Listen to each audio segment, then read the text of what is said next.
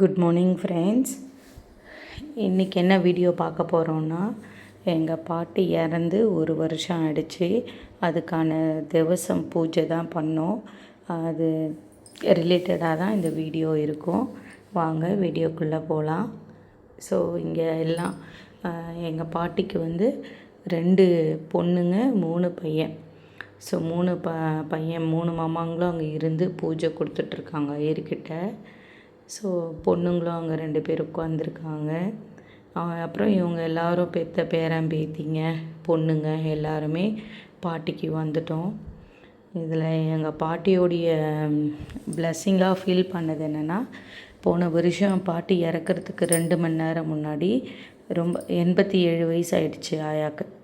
So இறக்கிறதுக்கு முன்னாடி எல்லா பொண்ணு பையன் பெற்ற பேத்தி பேரன்கள், பொண்ணு பெற்ற பேத்தி பேரன்கள் எல்லாரையும் வர வச்சு எல்லோரு கையாலேயும் ஒரு ஸ்பூன் பால் ஊற்ற வச்சு, எங்கள் தம்பி டியூட்டிக்கு போயிட்டு இருந்தான், எங்கள் சித்தி பையன் அவனும் இல்லை 11:30 மணி சம்திங் தெரியல. கடைசியாக என் தம்பியும் ஒரு ஸ்பூன் பால் கொடுத்த பிறகு திருப்தியாக எங்கள் பாட்டியோடைய ஆத்மா பிரிஞ்சுது. ஃபர்ஸ்ட் டைம் நான் ஒரு உயிர் லைவாக எப்படி போகுன்றது நான் என்னோடய வயசில் இதுதான் ஃபஸ்ட் டைம் நான் பார்த்தேன். எங்கள் பாட்டிக்கு உயிர் போகிறப்ப டிவிலலாம் பார்க்குறப்ப வேறு மாதிரி இருந்தது, நிஜத்தில் பார்க்குறப்ப ஒரு ஐ ஓப்பனிங்காக இருந்தது. இவ்வளோ தான் நான் வாழ்க்கை அப்படிங்கிற மாதிரி. அப்புறம் எங்கள் ஆயா இறந்த பிறகு கட்டிங் பிளேடு வச்சு கம்பலெல்லாம் ரிமூவ் பண்ணோம்.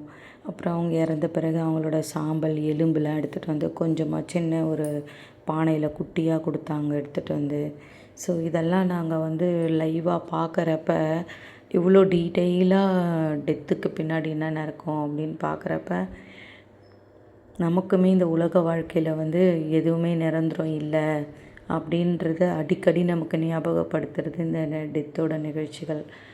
இன்னொன்று, வயசானவங்க இறக்கும் போது நமக்கும் பெரிய எமோஷ்னல் இருக்காது, அவங்களும் இறைவனடி சேர்ந்துவாங்க அப்படின்னு ஒரு திருப்தியாக யாரும் ரொம்ப பெருசாக அழுவாமல் வயசாயிடுச்சு மூப்பு காரணமாக இறந்துட்டாங்க அப்படின்னு சொல்லி இருக்கிறவங்களுக்கும் ஒரு நிம்மதி.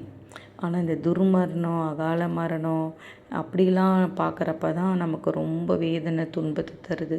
ஸோ எல்லாருமே அவங்களோட ஆயுள் காலம் இருந்து வாழ்ந்து மன நிறைவு ஏற்பட்டு பேரன் பேத்திங்களை பார்த்து அதுக்கப்புறமா இறக்கிறது தான் ஒரு நல்ல விஷயம்னு நான் பார்த்து தெரிஞ்சுக்கிட்டேன். இது என் தம்பி பொண்ணு. ஸோ குட்டி பொண்ணு, ரொம்ப சுட்டி. ஆனால் இன்றைக்கி திவசத்தில் எங்கள் தம்பி தான் இல்லை, லீவு கிடைக்கல அவனுக்கு, அவன் மட்டும்தான் மிஸ்ஸிங்கு.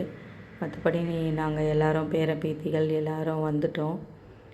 ஸோ பாட்டியை அடிக்கடி இந்த 1 இயரில் நிறையா வாட்டி நாங்கள் ஃபேமிலியாக மீட் பண்ண ஒரு சான்ஸ் கிடச்சிது.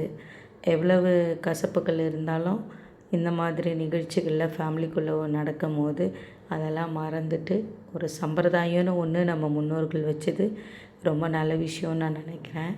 அதனால் நம்ம ஃபேமிலிக்குள்ளே யாராவது இறந்துட்டாங்கன்னா கூட குழந்தைங்கன்னா ரொம்ப சின்ன குழந்தைங்கள பெரிய சைஸ் இருந்தாலும் கொஞ்சம் பெரிய பிள்ளைங்கள கூட்டிகிட்டு போய் கல்யாணம் ஃபங்க்ஷனு அந்த மாதிரியும் கூட்டிகிட்டு போய் காமிக்கணும்.